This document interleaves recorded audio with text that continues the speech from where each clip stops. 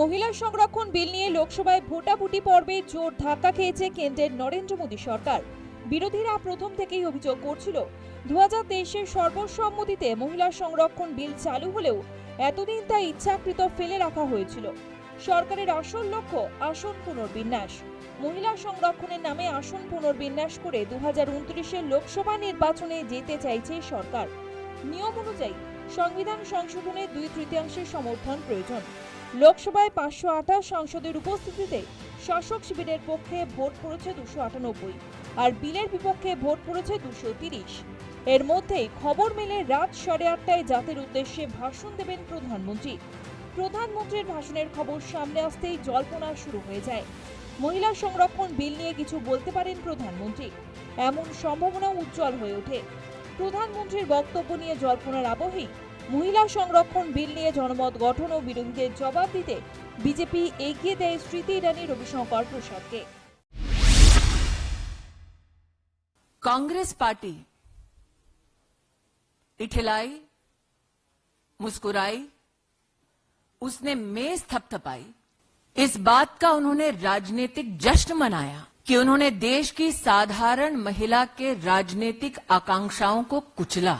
इस देश की महिलाएं याद रखेंगी कि भाजपा ने एनडीए की सरकार में पहली बार जेंडर बजट की व्यवस्था हुई, कांग्रेस के कार्यकाल में नहीं। মহিলা সংরক্ষণ বিল নিয়ে জয় ও পরাজয় দুই ক্ষেত্রেই লাভ দেখছিল বিজেপি। মহিলা সংরক্ষণ বিল পাশ হলে মোদীর জয় হিসেবে তুলে ধরত গেরুয়া শিবির, আর পরাজয় হলে বিরোধীদের গায়ে মহিলা বিরোধী তকমা সেঁটে দেওয়ার কৌশল ছিল। বিল পাশে ধাক্কা খাওয়ায় বিরোধীদের মহিলা বিরোধী প্রমাণে এক্স পোস্ট করেন কেন্দ্রীয় স্বরাষ্ট্রমন্ত্রী অমিত শাহ।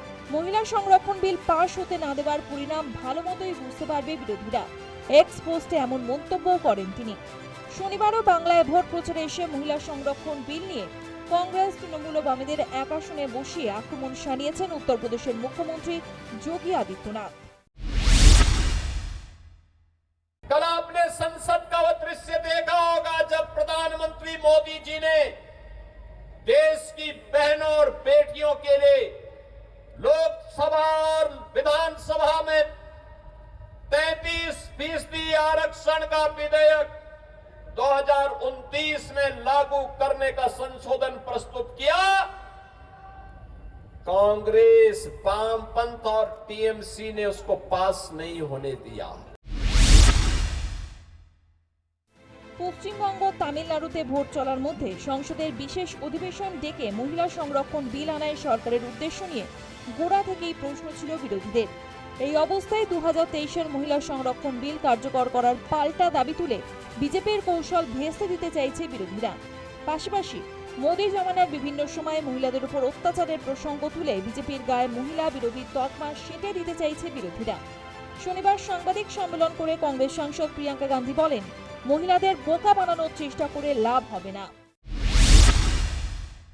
ब्लैक डे इनके लिए इसलिए है क्योंकि पहली बार इनको धक्का लगा जो लगना चाहिए था। आज की महिलाओं की समस्याएं बहुत ज्यादा बढ़ रही हैं, संघर्ष बढ़ रहा है। बेवकूफ नहीं है महिलाएं, सब कुछ देख रही हैं। वो पीआर, मीडियाबाजी वो अब नहीं चलेगी। कुछ ठोस करना है तो आप 2023 में जो सर्वसहमति से जो विधेयक पास हुआ था, पारित हुआ था, सारे दलों ने उसका समर्थन किया था, उसको लाइए। সুর চড়িয়েছে তৃণমূল। মহিলা বিল নিয়ে মোদী সরকারের ধাক্কাকে বিজেপির পতনের শুরু মনে করছেন মুখ্যমন্ত্রী মমতা বন্দ্যোপাধ্যায়। ছিলাম ওদের পতন হবে, পতন শুরু করে দিয়েছি গতকাল থেকে। দেখেছেন তো, মুখে ঝামা ঘষে দেওয়া হয়েছে। বাংলার মানুষ আরেকবার ঝামা ঘষে দিন, তারপরে দেখবো বিজেপি কি করে সরকারে থাকে।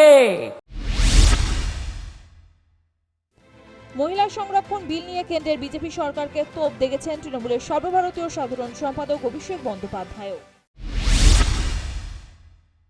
সংবিধান সংশোধনী বিল এনেছিল, মহিলা সংরক্ষণ বিল এটা না। মহিলা সংরক্ষণ বিল পাস হয়ে গেছে 2023 সেপ্টেম্বর মাসে। এটা ডিলিমিটেশন বিল ছিল।